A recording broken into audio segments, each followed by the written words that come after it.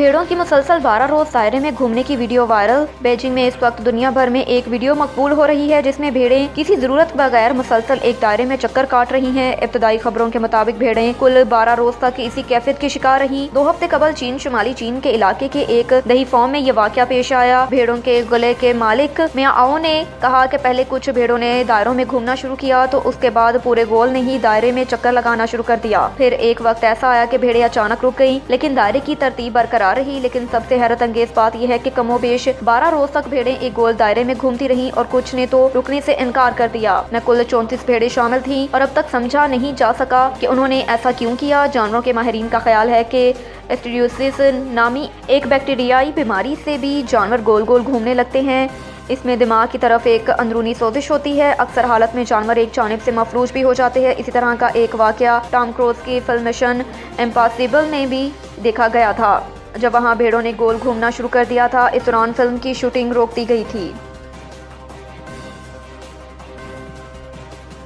140 साल कबल देखा जाने वाला नायाब परिंदा फिर से दरियाफ्त। जनूब शर्की बहर अल-काहिल के एक मुल्क पापुआ न्यू गिनी में 140 साल कबल दिखने वाला नायाब सयाह गर्दन वाले कबूतर को एक बार फिर दरियाफ्त कर लिया गया। मीडिया रिपोर्ट्स के मुताबिक ये दरियाफ्त पापुआ न्यू गिनी के शर्की साहल से आगे फर्गुसन जजीरे से दिसंबर में हुई और डोबोन मैगजीन के मुताबिक मुहक्किकीन के कैमरा ने इस नायाब परिंदे को अक्सबंद किया। इस परिंदे को पहली बार 1882 में रिकॉर्ड पर लाया गया था, जिसके बाद वो परिंदा कभी नहीं देखा गया। अमेरिकन बर्ड कंजर्वेंसी में गुमशुदा परिंदों के प्रोग्राम के डायरेक्टर और 8 मेंबरान पर मुश्तमिल एक मिशन के शरीक सरबराह जॉन सी मेट्रोमेयर का कहना था कि एक ऐसा चीज को ढूंढ लेना जो काफी अरसे से ना दिखी हो और आप सोच रहे हो ये मादूम हो चुकी है और फिर आपको पता लगे कि ऐसा नहीं है, तो ऐसा लगता है कि आपको यूनिक्रॉन मिल गया। मुहक्किकीन की ये टीम गुमशुदा परिंदों को ढूंढने के लिए की जाने वाली कोशिशों का एक हिस्सा है। इस मिशन का मकसद 150 ऐसे परिंदों को दोबारा दरियाफ्त करना है जिनको मादूम नहीं करार दिया गया, लेकिन उनको एक दुहाई से ज्यादा अरसे से देखा भी नहीं गया।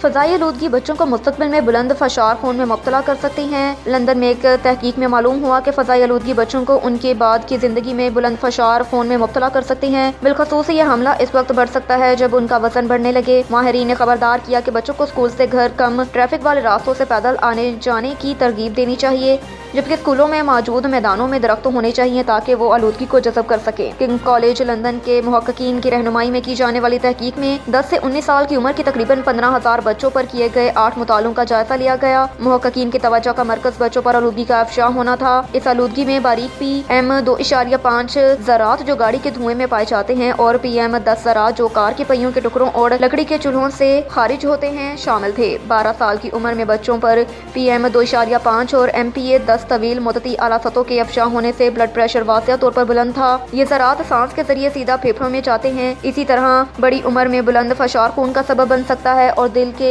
दौरों का फालिश के खतरात में इजाफा कर सकता है। मुहक्किकीन ने जब ज्यादा वजन और मोटापे के शिकार बच्चों का मुतदल वजन के बच्चों से मुआवजा किया तो देखा कि ज्यादा वजनी और फरिया बच्चे बढ़ते हुए ब्लड प्रेशर में मुब्तला हो सकते हैं। इस साइंसी तजज़िये की रहनुमाई करने वाली प्रोफेसर सिरोमेनी हार्डिंग का कहना था कि बच्चों पर आलूदगी ज्यादा अफशा होती है क्योंकि वो खेल कूद समेत दीगर सरगर्मियों के लिए ज्यादा वक्त घर से बाहर गुजारते हैं।